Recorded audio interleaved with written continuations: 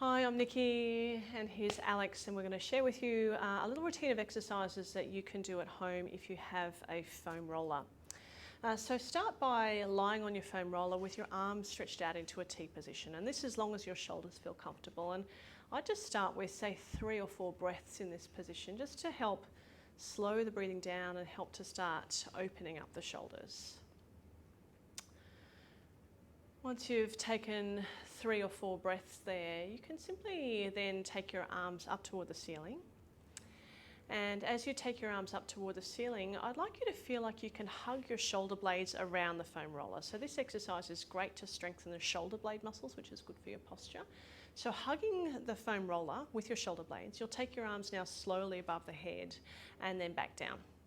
So the important thing when you're doing this is to keep the back of your neck nice and long, keep the shoulder blades hugging the foam roller the whole time, and slowly take the arms above the head and then back toward the ceiling. So no neck pain with this. The back of the neck stays long, relax the belly so you're still breathing into the belly.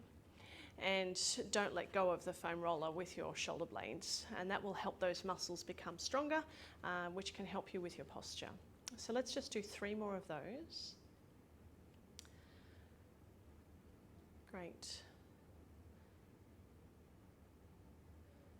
Last one, shoulder blades stay hugging, back of the neck long. Great, now just take the hands by the side, just fingertips on the floor. And from here, let's engage the pelvic floor and core muscles. So keeping the fingertips really light, can you, with your pelvic floor and core switched on, simply float the right leg up into a tabletop position. So in tabletop position, your pelvic floor and core stays on, and then take the leg back down. So let's do 5 on the right and 5 on the left. So try not to let your back arch increase or decrease. See if you can keep your fingertips quite light. See if you can keep your opposite foot that's still on the floor quite light, and try not to wobble. So pelvic floor and core stays on the whole time. Once you've done 5 on the right, let's then do 5 on the left. So no wobbling, pelvic floor and core stays on. Try not to hit your next door neighbour. Yeah, shoulder blades stay engaged very slightly. 5 on the left and then 5 on the right. Beautiful. From there, let's make it a bit more of a challenge. And as you float your right leg off the floor, you'll take your opposite hand just off the floor. So floating your right leg and left hand up and then back down, and then swap sides. So we'll alternate like a marching position. Core stays on the whole time. Try to make sure that you're not gripping your upper belly or holding your breath. These muscles, we want to have some room in the chest to be able to breathe. So your core is much lower than that and includes your pelvic floor. So make sure you're still breathing, your pelvic floor stays engaged, your shoulder blades stay a little engaged at the back, and your fingertips are nice and light when they're on the floor. So let's just do 1 more on each side. And no wobbling. Now if you're finding this too challenging, just have both fingertips on the side and just march the legs, and that's okay.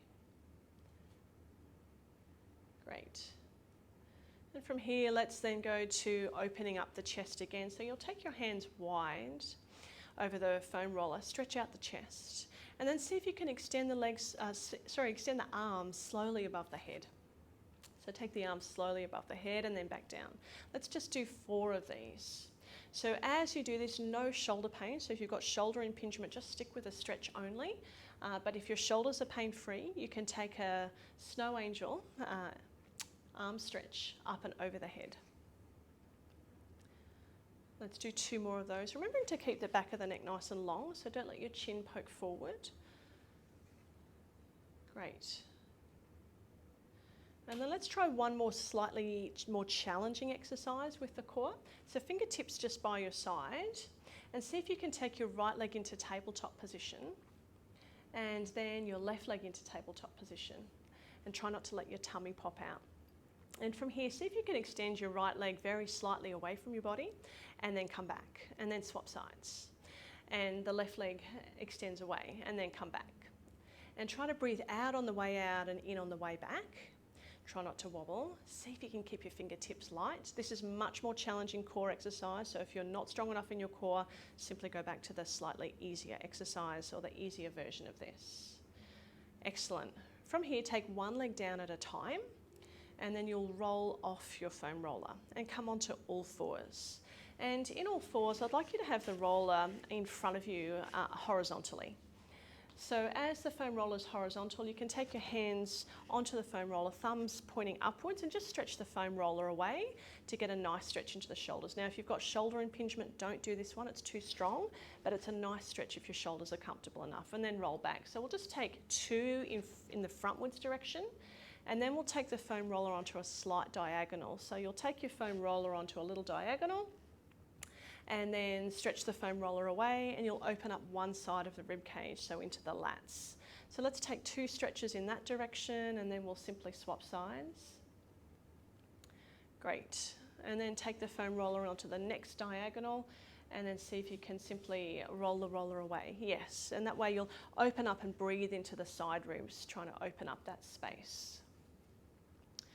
From here, we'll go into a thread needle foam roller stretch. So you'll take your foam roller by your side and have it lengthways and come onto all fours. Then you'll take your opposite hand through onto the roller, and go palm up is usually a little bit more comfortable.